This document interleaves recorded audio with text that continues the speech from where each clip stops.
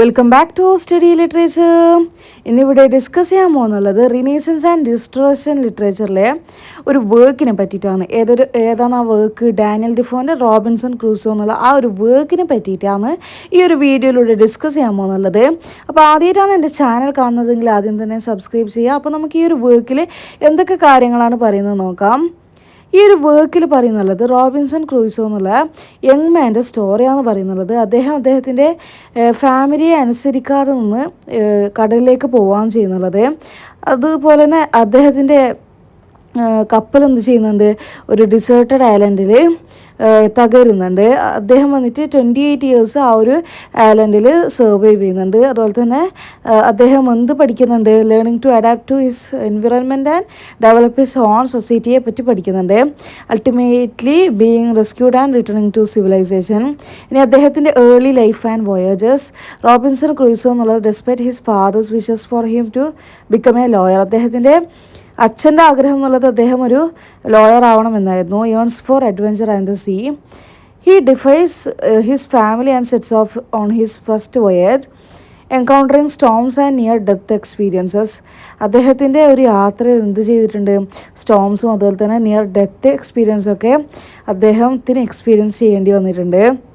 He becomes a merchant and trades in Africa, accumulating wealth and further fueling his adventurous spirit. He is captured by pirates and sold into slavery, but eventually escapes and finds success in Brazil as a plantation owner. Shipwreck and island life.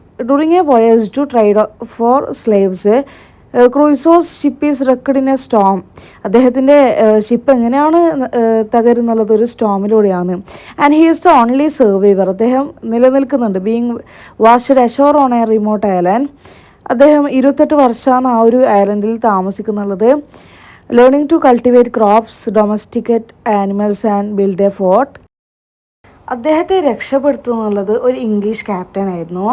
Return to civilization. Crusoe returns to England having lost most of his family but eventually റിഗെയിൻസ് his wealth and finds a wife. അദ്ദേഹത്തിന് തിരിച്ചു പോയപ്പോഴത്തേക്കും അദ്ദേഹത്തിൻ്റെ ഫാമിലിനെ നഷ്ടപ്പെട്ടിരുന്നു. പക്ഷേ അദ്ദേഹത്തിൻ്റെ wealth ഉണ്ടാക്കാൻ പറ്റുകയും അതുപോലെ തന്നെ ഒരു ഭാര്യയെ കണ്ടെത്താൻ പറ്റുകയും ചെയ്തിരുന്നു.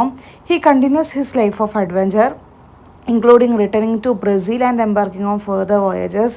അദ്ദേഹത്തിൻ്റെ അഡ്വഞ്ചർ ലൈഫാണ് പിന്നീടും തുടർന്നുകൊണ്ടേയിരുന്നത്.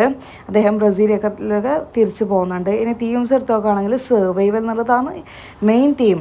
Crusoe's ability to adapt to his environment and overcome hardship is a central theme.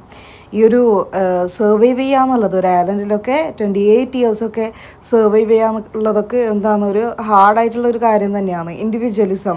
ക്രൂയിസോസ് defiance of his family and pursuit of his own desires are explored. അദ്ദേഹത്തിൻ്റെ സ്വന്തമായിട്ടുള്ള ആഗ്രഹങ്ങൾ ഇവിടെ നമുക്ക് മുന്നിൽ എക്സ്പ്ലോർ ചെയ്യുന്നുണ്ട്. കൊളോണിയലിസം. ഈ ഒരു നോവൽ റിഫ്ലക്റ്റ് ചെയ്യുന്നുണ്ട് the historical context of exploration and colonisation. Religion and repentance. Crusoe grapples with religious guilt and seeks redemption throughout the story. Self-reliance. Crusoe's ability to rely on his own ingenuity and skills is a key aspect of his character. അപ്പോൾ ഈ ഒരു വർക്കിൽ ഇത്രയൊക്കെ കാര്യങ്ങളാണ് പറയുന്നുള്ളത്. ഈ ഒരു work നിങ്ങൾക്ക് മനസ്സിലായിട്ടുണ്ടാവുമെന്ന് വിചാരിക്കുന്നു. ഈ ഒരു വർക്ക് നിങ്ങൾക്ക് മനസ്സിലായിട്ടുണ്ടെങ്കിൽ തീർച്ചയായും സബ്സ്ക്രൈബ് ചെയ്യുക, ലൈക്ക് ചെയ്യുക. അതുപോലെ തന്നെ നിങ്ങളുടെ ഫ്രണ്ട്സിന് എല്ലാവർക്കും ഷെയർ ചെയ്യാം. മറ്റേതൊക്കെ ടോപ്പിക്സാണ് നിങ്ങൾക്ക് വേണ്ടതെന്ന് കമൻറ്റ് ചെയ്താൽ ആ ഒരു ടോപ്പിക്സൊക്കെ അപ്ലോഡ് ചെയ്യുന്നതായിരിക്കും.